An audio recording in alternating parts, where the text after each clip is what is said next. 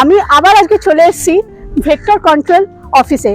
তো আজকে আমরা নতুন দুটো প্রচেষ্টা দেখব, জানবো আর আপনাদেরকেও জানাবো।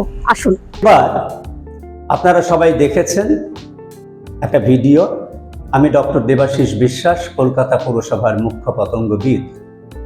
149 এজেসি বোস রোডে অবস্থিত কলকাতা পুরসভার স্বাস্থ্য দপ্তরের অধীনে ভেক্টর কন্ট্রোল ডিপার্টমেন্ট অবস্থিত এবং এখানে মশা গবেষণাগার রয়েছে।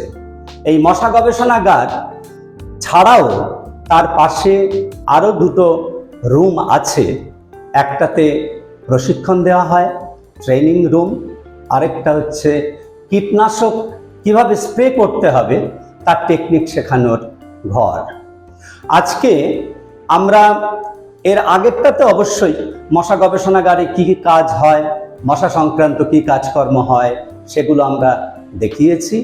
আজকে আমরা দেখে নেব যে প্রশিক্ষণের জন্য যে ঘর, তাদের প্রশিক্ষণ চলছে এবং সেই প্রশিক্ষণে কি শেখানো হচ্ছে, আমরা এই সব জিনিসগুলো আজকে দেখে নেব।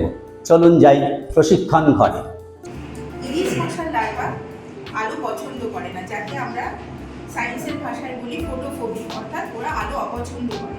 আমি এটা কী করে বুঝবো? আমাদের যখন ফিল্ডে ঘুরতে যাওয়া হয়, আমি যদি যখন আলোটা ধরবো, আমি একটা ইলিশ মশা এখানে রয়েছে, ওরা সাধারণত যে কোনো পাত্রে কোনার দিকে থাকে। আমি যদি এখানে আলোটা ধরি, দেখতে পাচ্ছি ওরা কিন্তু আলো থেকে আস্তে আস্তে সরে যাচ্ছে। একটার মধ্যে রয়েছে কিউলেক্স মশা, আমি ধরলাম, ওরা নড়াচড়া করবে কিন্তু আলোর মধ্যেই আছে, আলো থেকে সরে যাওয়া এই ব্যাপারটা কিন্তু ওদের মধ্যে নেই। তাহলে এই আলো দিয়ে আমরা বুঝতে পারি প্রাথমিকভাবে কোনটা ইডিস মশার লার্ভা, কোনটা কিউলেক্স মশার লার্ভা। এখানে আমরা দেখছি ফিল্ড থেকে আমাদের যে লার্ভা আনা হয়েছে, সেই লার্ভার পিউপা হয়, পিউপাটাকে আমরা এরকমভাবে একটা কন্টেনারে তুলে নিই। কেজ আছে, তিনটে কেজে আমরা রাখি ইডিস, অ্যানোফিলিস, কিউলেক্স। এটা আমরা এখন কিউলেক্স মশার পিউপা তুললাম, তাই আমরা এখানে এবার পিউপাটাকে ট্রান্সফার করে দেবো।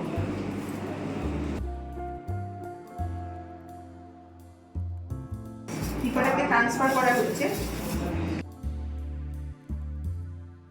এটা ইডিস মশার কেজ। আমি আলো ধরছি মশাগুলো, আপনার খেয়াল করুন প্রত্যেকটা মশার পা যেগুলো উঠে আছে, পাগুলো সাদা কালো ডট কিন্তু দেখা যাচ্ছে।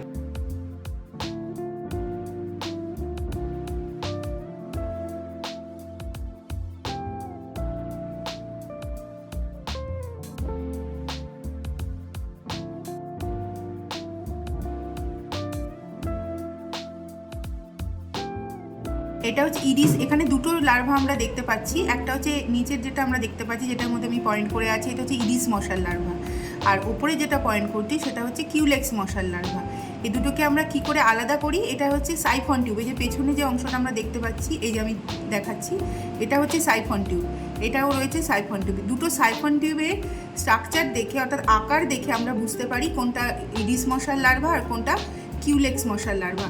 কি করে বুঝতে পারি? না, এটা হচ্ছে বড অ্যান্ড শর্ট, বাংলায় বলছি বেটে এবং মোটা। আর কিউলেক্সে আমরা যদি দেখি তাহলে দেখব লং আর ন্যারো, অর্থাৎ সরু লম্বা।